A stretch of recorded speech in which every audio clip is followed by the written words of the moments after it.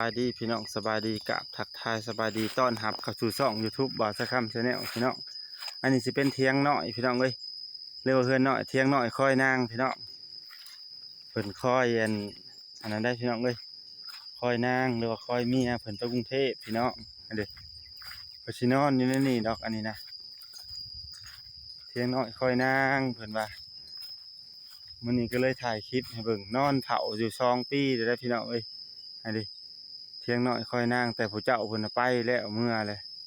บางมื้อก็นอนอยู่3 มื้อ3 คืนพี่น้องเทียงน้อยคอยนางเด้อพี่น้องเด้อนี่อยู่หัวคำมะนง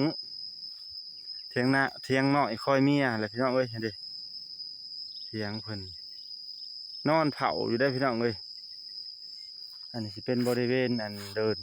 เลี้ยงงัวเลี้ยงควายของเจ้าชายสายคำเนาะมื้อนี้มาส่งงัวเนาะก็เลยมาถ่ายคลิปมาสัมภาษณ์มาเบิ่งแต่ว่าพบผู้เจ้าซ้ำเมื่อเลยเทียงน้อยคอยเมียเนาะนอนถ่าเมียไปไทยนะยังบ่มาอยู่อันนี้อันบริเวณเทียงอันนี้พี่น้องหรือว่าตูบอะไรพี่น้องเทียงน้อยคอยเมียว่าจะหามาเบิ่งเอาทางในเป็นไปขับไปเบิ่งน้ำกันพี่น้องไปโอ้โถนี่พี่น้องอันนี้อยู่ในนี่แหละ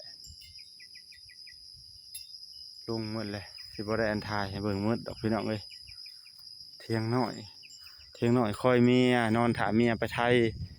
ย3 ปีเลยส่วนตัวเองยังบ่ไปหาเฮ็ดเวียกทั้งใดยังนอนถ่ายอยู่ในเดินอยู่พอไปทำงานแล้วเนาะพี่น้องไปเลาะเบิ่งแถวบริเวณแถวเดินพี่น้องธรรมชาติพี่น้องอันนี้นะ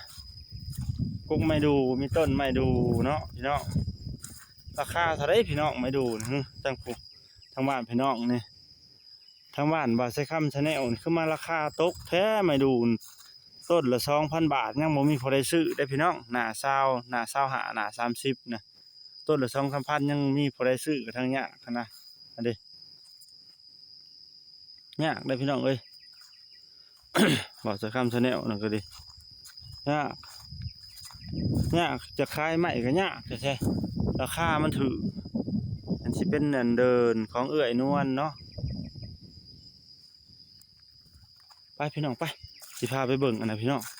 พาไปเบิ่งต้นไม้เจ้าที่เนาะไปเบิ่งน้ำกันพี่น้องเบิ่งน้ำกันจะพาเลื่อนนี้เด้อพี่น้องเด้อต้นไม้เจ้าที่พี่น้องต้นไม้เจ้าที่